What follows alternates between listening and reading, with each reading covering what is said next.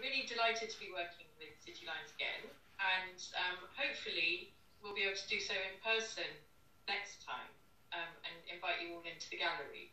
And today we're going to be working with Charles, who is going to show us some aspects of street art. In particular, we're going to look at black books, and then we're going to look at tags, and we'd like to encourage you all to draw along with him. So have your pens and your papers to hand, and you should be able to see on your screen. We'll spotlight Charles's screen, but you can see him twice. You should be able to see him twice. So there's a side view. You could wave, Charlie. There we are, pointing. And then there's an overhead view. So we're going to go to the overhead view during the session, so you'll be able to see what Charlie's doing. And so just have your pen and your paper and draw along. And then what we'd really, really like you to do is you're welcome to unmute yourselves. And if there's any questions you have, just ask them. You can put them in the chat if you prefer. But and also just suggest anything that you'd like Charlie to draw. We'll think about tags. So that's like your signature in a way. So think about different characters that you might like him to draw. So that could be an animal. We were just talking about cats and chickens and squirrels. And I know you've been doing some cooking as part of this holiday sessions. So perhaps it could be food items. But we want you to really enjoy today and treat it as really interactive. So please do ask questions, join in, and just get drawing. And so over to Charles. Thanks very much, everyone. Hi, everyone. So I just grabbed together my black book, which was in my little tool shed. I'm out in the countryside because I've been locked down for about, we all have, for about a year. When I got the first wave of lockdownness, I needed to make stencils. So I started cutting out stencils on paper. And these are just A4 sheets of paper using the printer. So it kind of meant that because I was in this situation, I had to kind of get creative. That was another one I did when I was in Dubai, of a crying Dubai girl. So all of these ones are just simple stencils on paper. They all look a bit odd because they're all backwards. These are the actual reverses of all of them. So you imagine that is an image of two people kissing, but it's reversed because I'm spraying through the paper. That's one. That's one of Blondie, cut out from a magazine cutting. So these ones meant that there was an old builder guy who lived in this shed that I'm now working from, and he had a whole bunch of white tiles that he left. So I started spraying on these white tiles. The good thing is about paper is it's really, really super easy to cut. So I'd start off with, say, an image like that, which I wrote boring on because so many people at the beginning of lockdown were going, ooh, let's do a Marilyn and give her a mask, or let's do this person and give her a mask. So that was one that I never actually did. But there was like one of Tommy Cooper. This one's pretty cool. I'm not sure if you can tell from the crazy hair. That's ODB. So that was the ODB background. So you'd spray around it.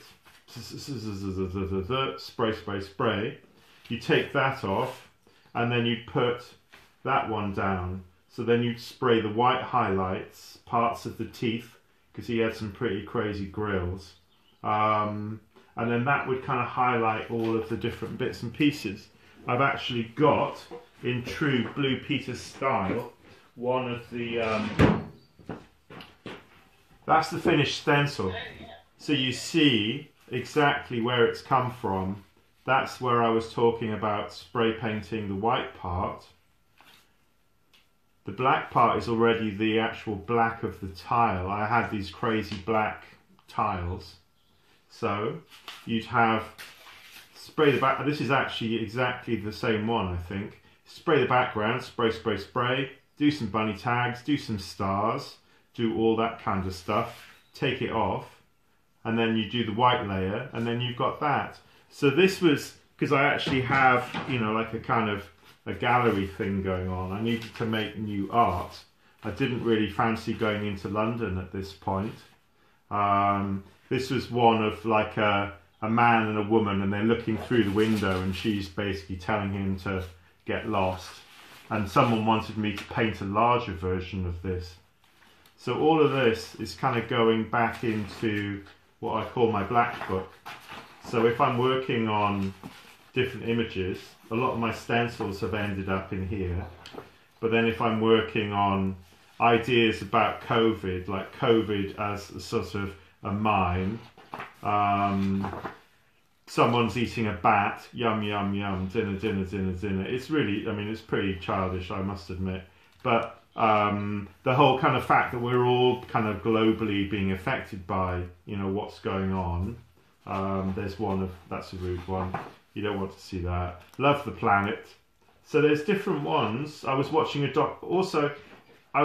documentary about a tribe in South America, and they live up in the mountains, and they're so affected by nature and environmental things that are going on. They were talking about the natural flow. The water comes down from the mountains into the sea. Sea gets warm, makes clouds. The clouds go back up. So this was kind of trying to really simplify a quite complicated idea. And if you think about Banksy's work, Banksy's been quite successful because he's been able to take quite complicated ideas and make them quite simple. He's talked about Palestine and what's going on over there. He's talked about, you know, sort of racial issues. He's talked about, you know, diversity. He's talked about a lot of different things, but with a very, very simple image. So I've got this sort of character, which is, I would say he's probably my spirit animal. So what we're going to do today is kind of have a look at, you know, spirit animals and the idea of spirit animals. Oh, there's a rude word in that one. I won't show you that one. Best chums. I don't know what that was all about. Some of these ones ended up just being images. This one actually was cool because this was a sketch that I got a call from a company that makes ceramics, and they said, oh, you know, we'd like to do some sort of ceramic thing. So I made a sort of a plaster of this image and sent them to them, and they made it into like a 3D model. And so eventually, my plan is in about 30 years time, hopefully someone's going to go on to Antiques Roadshow with one of these. And I was also trying to, I know there's this whole thing about NFTs at the moment, which is making sort of digital art. And because I wasn't really that good at making digital art, I thought I could use sort of aspects of what I'm actually working on. And I needed to find a way of actually rotating this one, which is like the gold bunny. So it's gone from the black book to actually being made. And this one I used the motor for a disco ball so that it rotates. And as it rotates, I'm filming it and making like a little short video. But so does everyone know what an NFT is that Charles was just talking about? What does it stand for? It's a non-fungible token. So it's basically like a digital file. When someone explained it to me, first of all, it just went straight over my head. I didn't really understand it. But people are creating, I mean, if you think about it, art itself, if you explained that to an alien, they'd go, what is art? And you go, oh, well, we make